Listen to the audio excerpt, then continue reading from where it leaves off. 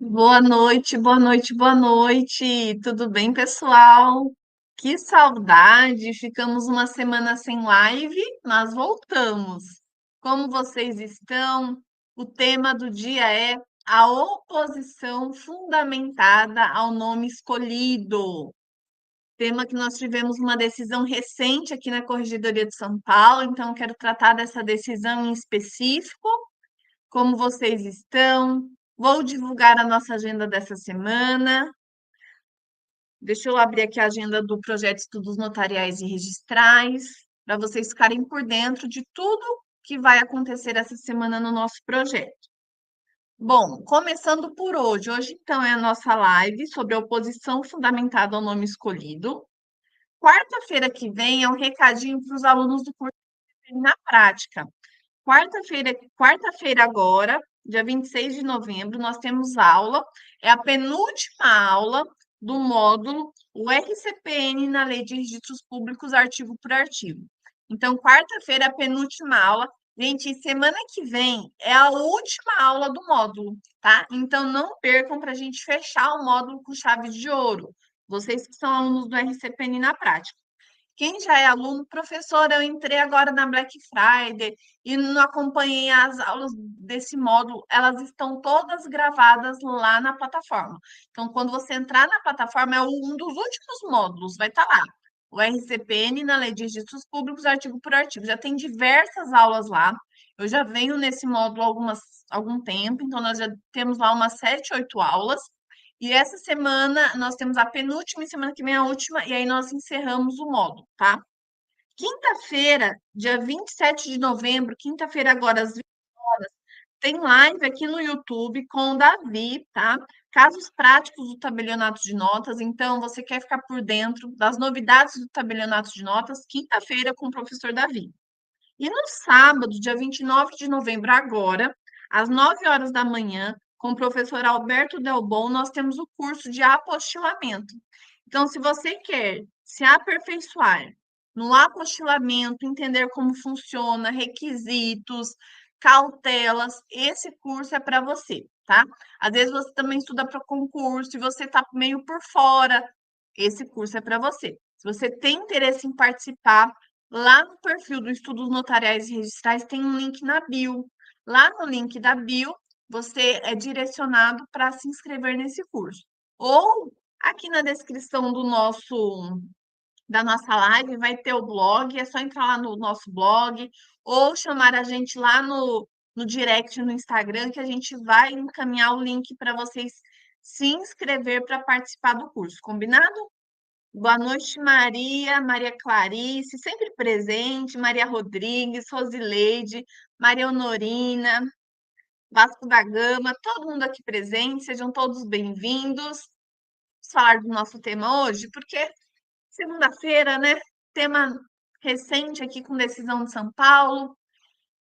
E o que é essa oposição ao nome escolhido pelo declarante? Bom, quem nunca ouviu aquela história que o pai foi registrar a criança e a mãe ficou em casa de resguardo cuidando do bebê?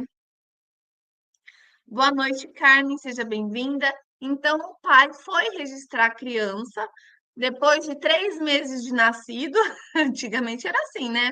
Demorava um tempo. Muitas vezes moravam no sítio, ia pegar uma carroça até ir para a cidade, achar o cartório aberto. Então, aquela história que todos conhecem.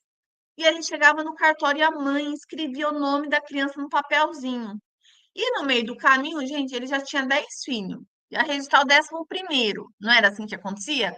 Ele ia registrar o 11º, ele já nem lembrava mais, porque, gente, é 10 filhos. Eu, o 11º, será que era a Maria? Se era a Marta, a Josefa? Não, a Marta já tem a terceira, a Josefa. E ele esquecia. E aí dava um branco nesse pai. E aí ele colocava o nome na criança. E chegava em casa, a mãe não era esse nome na criança. Esse nome é o nome da filha da vizinha. Esse nome não foi o nome que eu escolhi. Quantas histórias assim nós conhecemos? E aí, o que que acontecia? A mãe só poderia sentar e chorar, porque não era possível alterar esse nome escolhido pelo declarante. E olha como é importante o papel do declarante no assento de nascimento. A Lei 6.015, ela traz lá um rol dos legitimados a declarar o nascimento. E esse rol, na maioria dos estados, ele precisa ser observado estritamente. Aqui em São Paulo, em alguns estados, quando apresentada a DNV, nós podemos flexibilizar o rol dos legitimados. Qualquer pessoa que apresentar a DNV pode ser o declarante. Outros estados não. Outros estados precisam seguir lá o rol dos legitimados. E esse rol ele é importante por duas questões. Primeiro que ele estabelece um rol das pessoas mais chegadas ao bebê. Então, quanto mais chegado ao bebê, mais as informações serão verdadeiras, serão precisas. Lembrando que em 76 nós não tínhamos DNV. Então, o declarante, ele sabe, quanto mais próximo ali do fato nascimento, mas ele saberia dizer o dia, a hora, o local do nascimento, a identidade da criança, a identidade da mãe.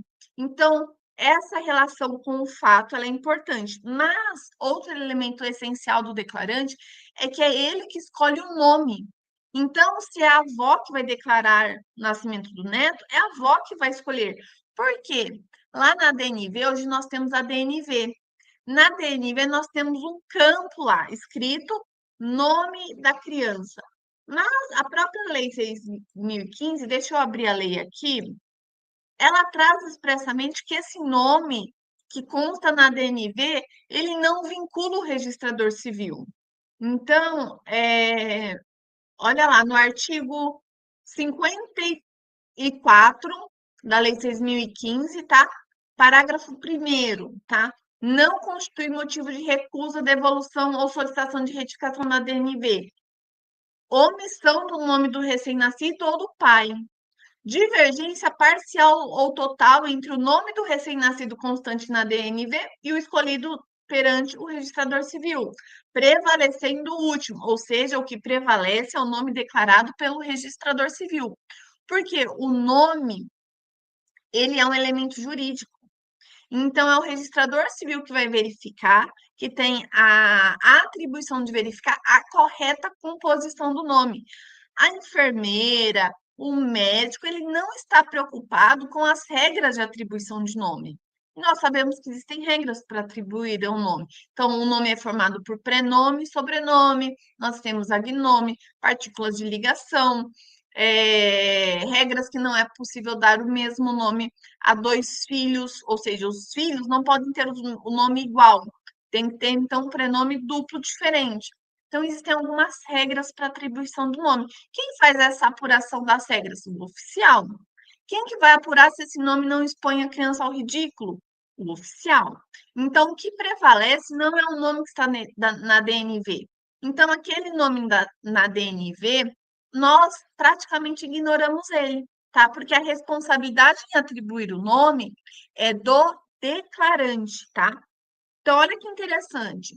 Hoje, com a DNV, se chegam ali no cartório da Maria Rodrigues, e na DNV fala que a criança vai chamar Maria, mas o declarante fala que é Marta, ela vai registrar de Marta. E aquele que não participou não pode ali atribuir a Maria Rodrigues nenhum tipo de responsabilidade, porque você não observou o nome da DNV. Não, porque o nome que está na DNV não vincula o registro civil. O nome ele é atribuído no ato do registro do nascimento e não da emissão da DNV. Esse ponto ele é relevantíssimo, tá? Porque às vezes a genitora ou o genitor que não participou do ato pode vir querer responsabilizar o registrador, falando, olha, você não observou o nome da DNV, mas o nome da DNV não constitui ali elemento que vincula o oficial do registro. Então, olha o importante papel aqui do declarante. Bom, então, por muito tempo, nós tivemos, então, que uma vez atribuído o nome à criança, esse nome ele é definitivo, ele é imutável, porque nós temos no nosso ordenamento jurídico o princípio da imutabilidade do nome. E para que serve esse princípio da imutabilidade do nome? Para trazer segurança jurídica nas relações sociais. O nome, ele tem duas dimensões importantes. A primeira dimensão é que ele é um atributo como direito da personalidade. Então, ele se liga à pessoa que tem aquele nome. É um direito dela agora, direito a esse nome. E ele também ele tem um aspecto social, que é de identificar esse sujeito no meio social, na sociedade. Então, o nome ele serve, ele tem tanto uma atribuição como direito da personalidade, que está lá no Código Civil, como também ele é um elemento de identificação social. E por questões de segurança jurídica, o nome ele é imutável. E será que a Lei 14.382 ela tirou esse princípio da imutabilidade do nome? Bom, nós tivemos aqui no estado de São Paulo, e agora eu vou contextualizar para vocês uma decisão que nós tivemos, tá? Aqui no estado de São Paulo, e que nós já tínhamos essa discussão em alguns grupos, né? É, tanto de colegas, alunos, a respeito desse artigo. A Lei 14.382 de 2022, ela veio ampliar as possibilidades de alteração do nome, prestigiando o aspecto individual do nome, que é um direito da personalidade. Então, nós vimos que o nome tem um aspecto público, que é de identificação social, e um aspecto pessoal, o aspecto individual, que ele é um atributo constituindo um direito da personalidade. A Lei 14.382, então, para prestigiar o nome como um atributo individual e um direito da personalidade, ela ampliou as possibilidades de alteração de prenome e sobrenome. Todavia, o Tribunal de Justiça de São Paulo, a Corregedoria aqui do Estado de São Paulo, em uma decisão, que inclusive ela está no nosso blog do Estudos Notariais e Registrais, ele trouxe que não há o afastamento do princípio da imutabilidade do nome. Por questão de segurança jurídica, nós ainda temos o princípio da imutabilidade do nome. O que a Lei 14.382 foi ampliar as exceções das possibilidades de alteração de nome. E uma dessas possibilidades, e hoje nós vamos nos restringir a essa possibilidade, nós já tivemos lives para falar de outras formas de alteração de nome e sobrenome. Mas uma das possibilidades foi a alteração do prenome da criança em até 15 dias do registro, que é a oposição fundamentada ao nome escolhido pelo declarante, que está lá no artigo 56, parágrafo 4º. Artigo 55, parágrafo 4º. E diz assim: em até 15 dias após o registro, qualquer dos genitores poderá apresentar perante o registro civil onde foi lavrado o assento de nascimento oposição. E oposição, ele se refere ao quê? Contra. Eu me oponho contra algo. Eu só posso me opor contra aquilo que eu não dei anuência. Não é gratuita, tá? Já vou chegar lá. Mas eu só. Então, presta atenção aqui na literalidade da norma. A oposição, ela pressupõe, então, uma contrariedade contra o ato de alguém. Eu não posso, perante a lei, me opor a um ato que eu já pratiquei. Não é permitido uma conduta venire contra facto próprio, né? Eu me opor a algo que eu mesmo produzi. Então, aqui ele fala, olha, oposição fundamentada ao prenome e sobrenome, pode ser tanto ao prenome como ao sobrenome, indicados pelo declarante. Observado que se houver manifestação consensual dos genitores, será realizado o procedimento de retificação administrativa do registro, mas se não houver consenso, a oposição será encaminhada ao juiz competente para decisão. E aqui é o juiz corregedor. Veja que nós estamos aqui numa esfera administrativa. Tá? Esse pedido de alteração, ele não é gratuito. Lá, o provimento 149 do CNJ, que é o Código Nacional de Normas, ele regulamentou a oposição fundamentada ao nome escolhido pelo declarante, e lá ele traz que que não trata-se de erro do oficial, portanto, está sujeito a custas e emolumentos, tá bom? E aí lá ele fala, ele dá parâmetros para fazer essa cobrança. Então, vai lá no artigo, lá, quando você abrir o provimento 149, você dá, acho que é Ctrl F, Ctrl L, para pesquisar e procura o artigo 515. O artigo 515, ele trata de toda alteração de nome. E lá ele vai falar da oposição, tá bom? Então, veja, tratamos aqui da redação. E qual foi o caso apresentado perante a Corregedoria do Estado de São Paulo? Que eu tenho certeza que vocês viram na mídia, porque virou notícia no Instagram, porque a mãe da criança veio no Instagram mostrar sua indignação, porque ela queria ali alterar o prenome escolhido, tá? Vamos lá. Aqui nos autos, então eu peguei aqui a decisão. Se você quer depois ler o artigo, nós temos o artigo dessa decisão escrita no nosso blog do Estudos Notariais e Registrais, tá? Então, aqui no canal do YouTube, lá no Instagram, nós temos link para o artigo. Então, é só ir lá no link da nossa bio. Então, ou ir lá no blog direto do Estudos Notariais e Registrais. A gente deixou um artigo sobre essa decisão, tá?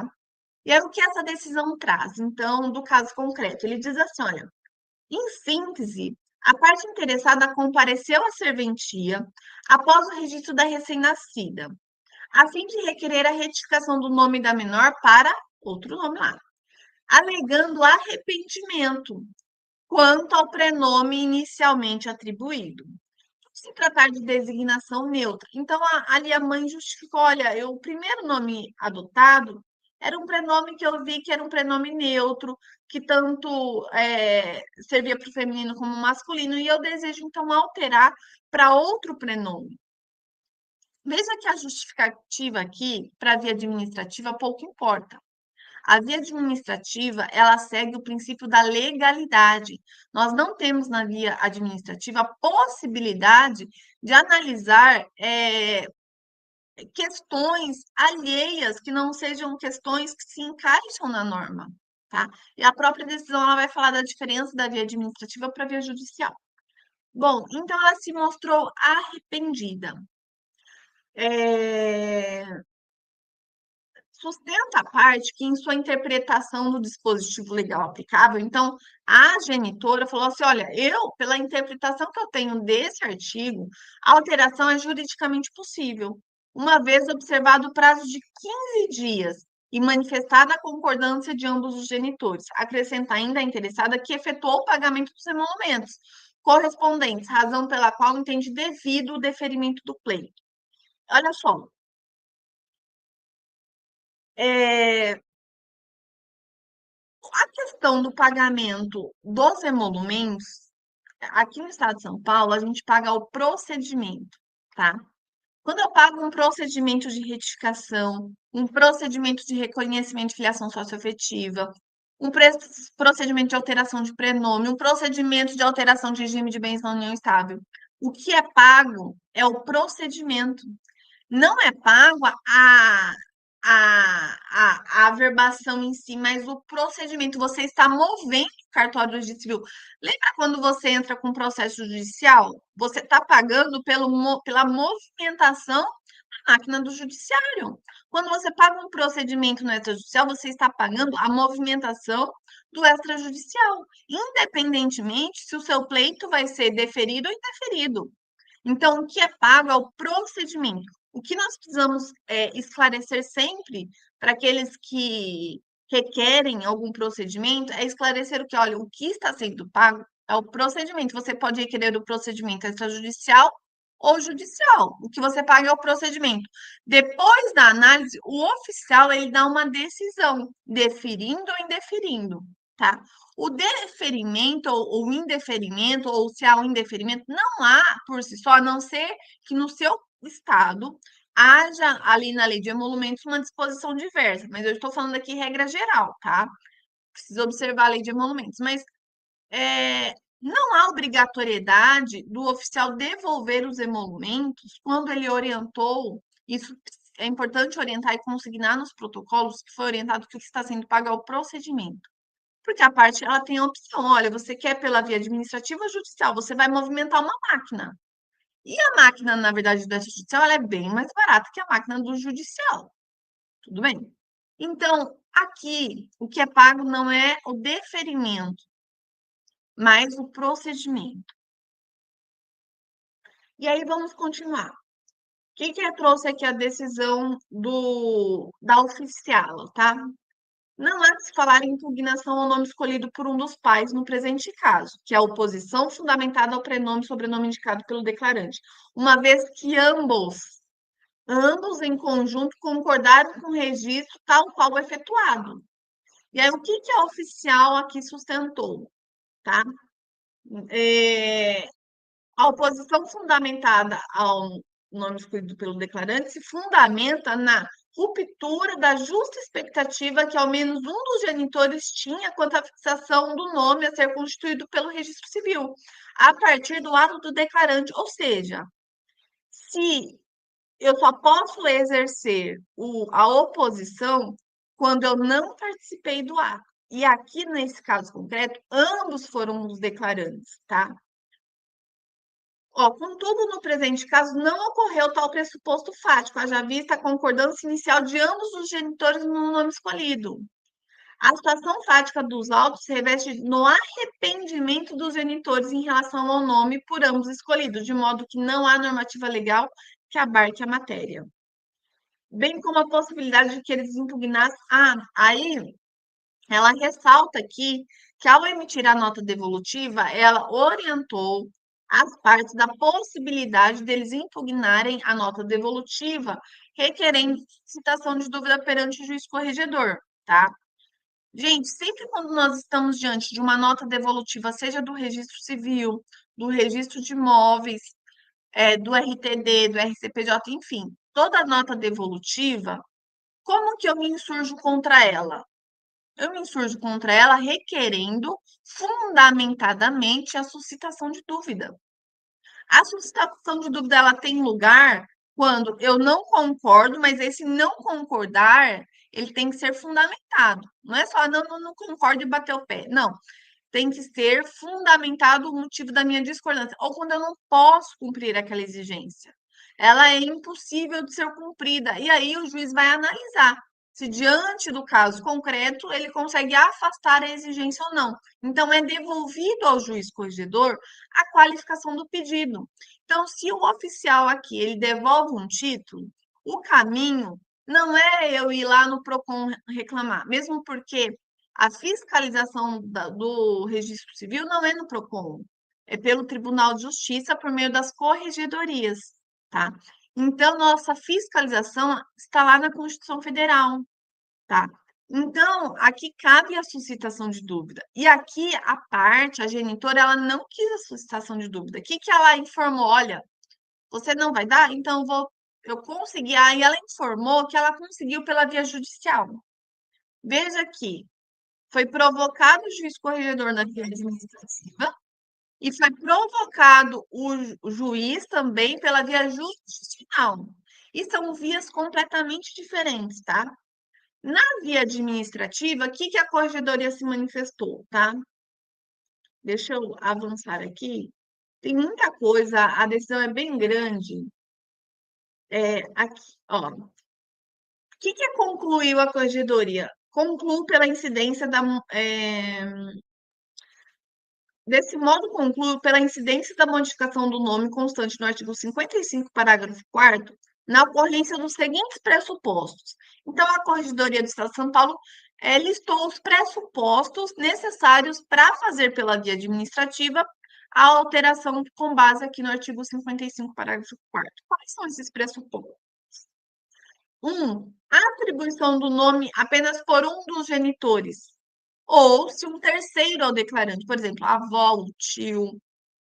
Então, quem pode se opor ao nome escolhido pelo declarante? O genitor que não compareceu na declaração, tá? Então, esse é um pressuposto, que o genitor não tenha concordado com o nome no momento do registro, que ele não foi um dos declarantes, porque se ambos os genitores são os declarantes, já pressupõe a concordância e o nome ele é imutável. Embora a Lei 14.382 ela ampliou as possibilidades de alteração do nome, a Corregedoria aqui ela deixou claro na decisão dela que não há que Não há aqui a exclusão desse princípio, tá? Então, o primeiro pressuposto é que a atribuição tenha sido feita apenas por um dos declarantes ou um terceiro, e não o genitor que está se opondo. 2. Oposição do genitor que não fez a atribuição do nome perante o registro civil por não ter participado da escolha do nome ou atribuição de nome diverso do escolhido consensualmente em momento anterior. Nesse caso, o nome poderá ser modificado diante de consenso dos genitores após a oposição ou ausente haverá remessa ao juiz corregedor. Bom, aí a corregedoria, aqui para finalizar, ela, ela vai analisar essa questão que a genitora, ela não, ela não deu andamento ali na via administrativa, mas ela noticiou que ela conseguiu alterar o nome da criança pela via jurisdicional. Ah, Liz, então se ela mudou pela via jurisdicional, então agora pode. E olha só o que a corregedoria falou. Isso é importante a gente entender que a via administrativa ela é pautada pela legalidade. Nós não temos na via administrativa possibilidade de analisar fato extra à lei. O caso concreto ele tem que se enquadrar na lei, tá? Já na esfera jurisdicional, a gente sabe que o juiz lá ele tem um livre convencimento, ele analisa outros pressupostos. E lá, então, ele pode conceder coisas que na via administrativa não é possível conceder. E aí, o que que a corregedoria falou aqui? Que a atuação da oficial do registro civil, igualmente da corregedoria permanente, são de natureza administrativa. Então, veja que a corregedoria do Estado de São Paulo, na via administrativa, ela manteve que a oposição só é possível ser exercida pelo genitor que não compareceu no ato da declaração, tá? Então ele falou, olha, essa atuação tanto do juiz corregedor quanto da oficial é pela via administrativa, estando limitadas à legalidade estrita, típicas daquela, ou seja, eles precisam observar a literalidade da lei. A lei, no artigo 55, parágrafo 4º, ela não fala em arrependimento, ela fala em oposição, tá? Eu estou fazendo a live hoje, gente, 24 de novembro de 2025. Pode ser que daqui uns meses, né, ou amanhã, o CNJ olhe para a matéria e fale assim, ah, mas não tem, nesses 15 dias, não tem risco, é, não gera prejuízo. Então, ele trazer como uma interpretação de arrependimento, porque a gente sabe que tudo é possível, né? Mas hoje, aqui na Corregedoria do Estado de São Paulo, eles entendem que a oposição deve ser exercida pelo genitor que não apareceu na declaração do nascimento, tá? De outra parte, a atividade jurisdicional tem natureza jurídica distinta, podendo conhecer das questões postas em maior amplitude e profundidade. Olha a diferença da via administrativa e da esfera jurisdicional. Então, a esfera jurisdicional, o juiz ele tem livre convencimento, ele faz análise de questões mais amplas e profundas. No administrativo, nós não temos essa possibilidade. De modo que a modificação do nome na via judicial é absolutamente independente do decidido pela via administrativa, a qual compete, no caso, tão só cumprir a ordem judicial. Então, agora o oficial vai alterar o nome em cumprimento do mandado de averbação expedido pelo juiz que analisou na esfera jurisdicional. Mas isso não traz que o ato praticado pelo oficial foi ilegal, foi atípico, tá? Porque ele se respaldou no princípio da legalidade típica. Desse modo, a diversidade da decisão administrativa e jurisdicional está em conformidade com as diferenças das duas atuações estatais. Olha só. Então, essa decisão a gente já fez um artigo lá no blog, tá lá, quem quiser ler, salvar, compartilhar. É interessante porque eu já vi no Instagram, né, lá no blog do próprio Registro Civil Nacional, ele traz como se fosse um direito de arrependimento, né? Então aqui fica uma reflexão. Eu já vi um post lá no blog do Registro Civil Nacional. Se você tem curiosidade, entra lá depois, Registro Civil Nacional. Eles têm lá um post falando da possibilidade que é possível alterar o nome da criança em até 15 dias após o registro. E ele não fala em oposição, né? Dá a entender mesmo que é um direito de arrependimento. Só que diante dessa provocação aqui, né, no estado de São Paulo, hoje, na esfera administrativa, eu fico com essa decisão, né? Principalmente aqui no estado de São Paulo, que agora nós temos essa decisão. Outros estados, outras corregedorias precisam ficar atentos às decisões em sede local. E também ficarmos atentos ao CNJ, né? Como eu disse, nada impede que o CNJ faça uma análise, né? O CNJ sempre inovando, passando em cima do processo legislativo, mas vamos lá, dele alterar o provimento 149 e autorizar não como oposição, mas como um direito de arrependimento, tá?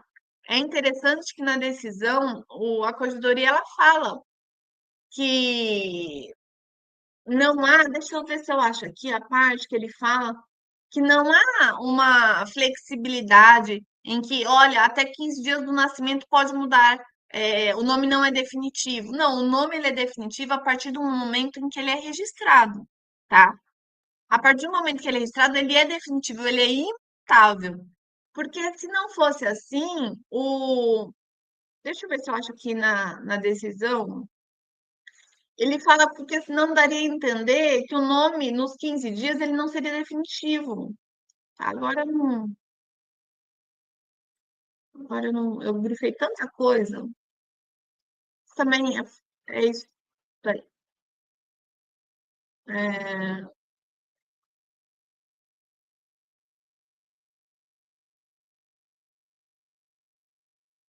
É, mas é isso. E ele fala aqui na decisão que não há, então, uma flexibilidade nesses 15 dias. Agora, um ponto interessante, tá? Porque o artigo 55, aqui para a gente já caminhar para o final, ele fala o seguinte, que a oposição ela pode ser fundamentada tanto no prenome, ele fala, ó, é, oposição fundamentada ao prenome e sobrenome. Mas olha só aqui, por isso que eu falo, a gente tem que tomar cuidado, a gente precisa ler e cavar para a gente pegar os detalhes. Então, vamos cavar um pouquinho mais, tá? Vamos dar mais uma cavadinha.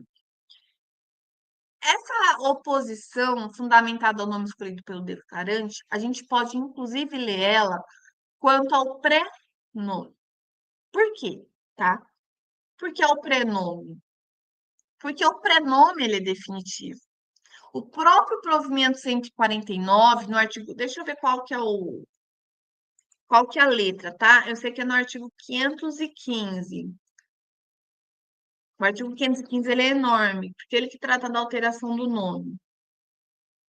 Ó, lá no artigo 515, o artigo 515-C do provimento 149 vai falar da alteração da oposição fundamentada e ele vai falar aqui, olha, alguém perguntou da cobrança, não é gratuito, ó, por não ser erro imputado ao oficial, em qualquer hipótese, serão devido emolumentos pela retificação. Ele é cobrado como um procedimento de retificação.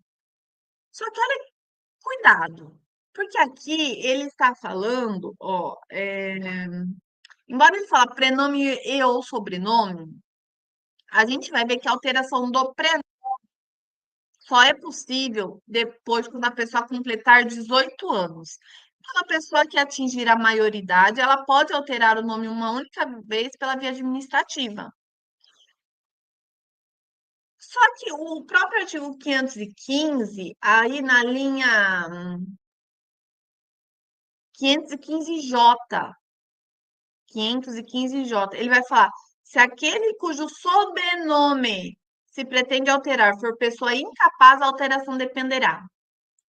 Veja que a gente precisa então separar, porque o prenome, sim, passou os 15 dias, se não houve oposição, só agora quando completar 18 anos, a própria pessoa precisa exercer pessoalmente esse direito de alterar o seu prenome, tá? E o sobrenome? Vamos supor, então, que esses genitores tinham registrado a criança e eles não querem alterar o prenome, eles querem alterar o sobrenome. Ai, ele colocou só o sobrenome do pai, queria pôr da mãe. ele queria pôr o nome do avô em homenagem, tá? Então, ele queria incluir o sobrenome. E muito cuidado, eu também não vou entrar num detalhe que não é o tema da nossa aula. O provimento 149, ele fala apenas em inclusão do sobrenome familiar e não em exclusão, tá? Esse ponto também é relevante. Vamos supor, então, que esses mesmos genitores não quisessem alterar o prenome, eles quisessem alterar o sobrenome. O que eu oriento eles? Falo, olha, vocês não precisam fundamentar o pedido lá no artigo 55, parágrafo 4º. Vamos fundamentar o pedido de vocês lá no Código Nacional de Normas, no artigo 515J, porque o CNJ ele autoriza a alteração do sobrenome do menor incapaz. Quais os critérios para isso, tá? No caso de incapacidade por menoridade, é necessário requerimento escrito formalizado por ambos os pais, na forma do artigo 515-P, admitida a representação de qualquer deles mediante procuração por escritura pública ou instrumento particular com firma reconhecida, cumulativamente com o consentimento da pessoa, se este for maior de 16 anos de idade. Então, se o menor já tem 16 anos de idade, ele também dá a sua anuência. Se ele tem 12 anos, 5 anos, 1 ano, 10 meses, aí basta que ambos os genitores vão requerer a alteração do sobrenome para incluir, não excluir, porque o artigo 56, 57, ele só fala de inclusão do sobrenome familiar. Então, para incluir um sobrenome que não foi dado a essa criança, de algum ascendente seu. Então, é possível. Então, olha que interessante. Quando eu falar de sobrenome do menor, eu consigo fazer a inclusão na via administrativa, sim, com base no Código Nacional de Normas, artigo 515J. Eu não preciso fundamentar necessariamente lá na oposição fundamentada, tá? Não preciso. Então, se ultrapassou os 15 dias, ou mesmo que ambos os genitores compareceram ao ato, porque aqui não tem esse critério. Não é necessário que um deles não tenha comparecido ao ato. Não é pressuposto aqui do artigo 515J, tá? Então, eu encaminho eles para a gente fazer o pedido da alteração do sobrenome pelo artigo 515J. Agora, se for do prenome, então fica lá da oposição e ultrapassados os prazos legais, ou pela via judicial, ou aguardar a criança fazer 18 anos e ela mesma requerer a alteração, tá? Outro ponto interessante. É...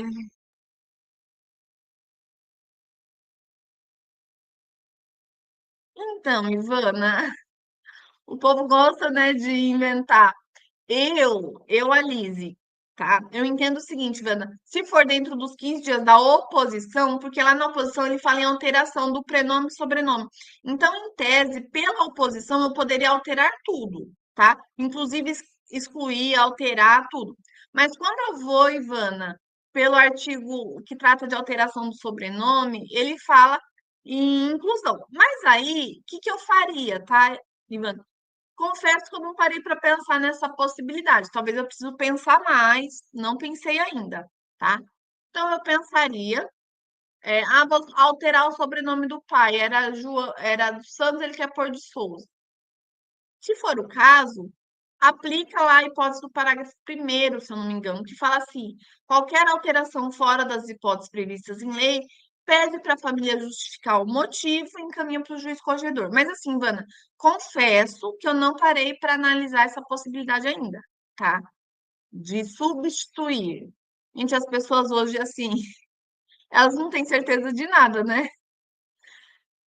Quer trocar, quer mudar, quer substituir, mas assim, Ivana, sinceramente, eu não parei para pensar, né, nesse caso específico, tá? Não parei. Então, bom, a gente tem que pensar. Tem que pensar. Vai ter registrador que vai falar que não, vai ter registrador que vai falar que sim. Igual essa decisão da alteração do nome escolhido pelo declarante, eu já tinha conversado aqui em vários grupos que eu tenho, e antes mesmo dessa decisão, vários colegas falavam, Alice, dentro dos 15 dias, pagou os emolumentos, os dois estão de acordo, manda embora, não vai ter prejuízo, a gente consegue entrar e alterar o nome lá na Receita Federal, tranquilamente. Então, assim, eu sei, Ivana, que tem colegas que aceitam de boa, outros são mais legalistas. Eu ainda não formei minha opinião sobre isso, não, tá? Então, ainda não. Se for nos 15 dias, eu não vejo, assim, aí eu faço, mudo tudo, tá? Se quiser mudar o nome completo, a gente muda completo, porque tá dentro dos 15 dias. Depois dos 15 dias, preciso pensar se eu aceitaria essa substituição, tá bom? Não tenho muita certeza, não. A gente tem mais dúvidas do que certeza, não é? Bom, gente, gostaram da decisão do Estado de São Paulo? O que que vocês pensam? Vocês já tinham esse entendimento? Eu confesso que eu ficava bem dividida, né? Porque vários colegas já entendiam como um direito de arrependimento, não há prejuízo a ninguém, enfim, mas aí depois dessa decisão a gente fica em uma situação mais complicada.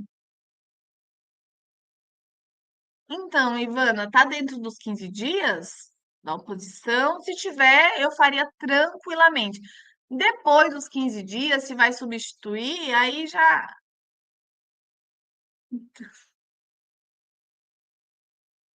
Mas já passou os 15 dias, Ivana?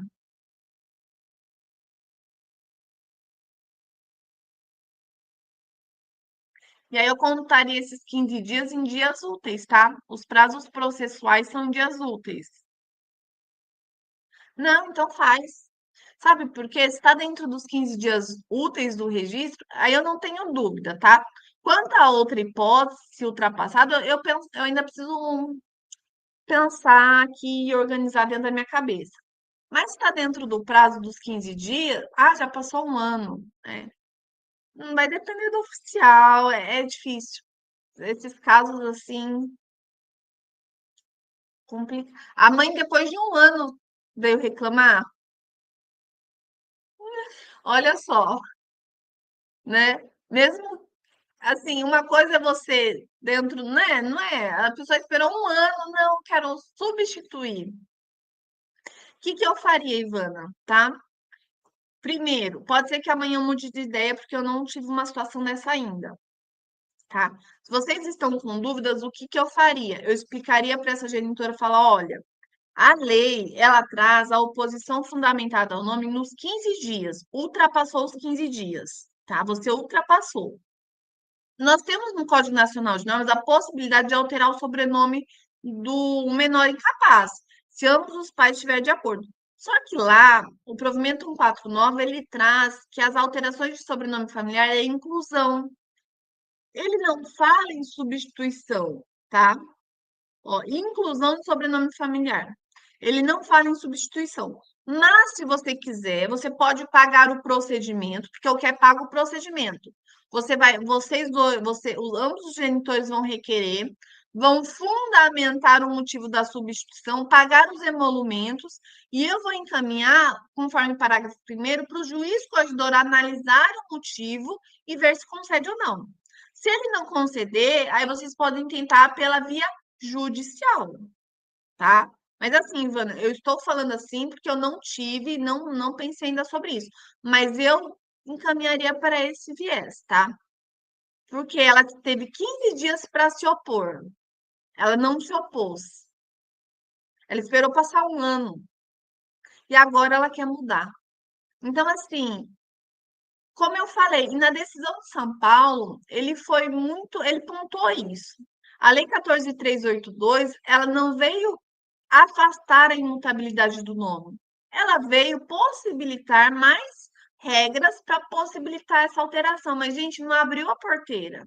Porque às vezes as pessoas acham que você arrebentou a porteira das regras de mudança de nome e agora pode tudo. Pode tudo a qualquer hora. Então, cuidado, tá?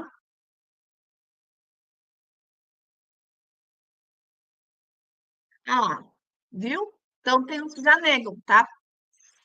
É igual eu falei, se a parte estiver disposta a pagar o procedimento e você fala, olha, se o juiz negar, não será devolvido, tá? E aí você pode, conforme o parágrafo primeiro, falar assim, a alteração de sobrenome fora das hipóteses acima descrita poderá ser requerido diretamente perante o oficial, mas dependerá da decisão do juiz corregedor, que avaliará a existência de justa causa, tá?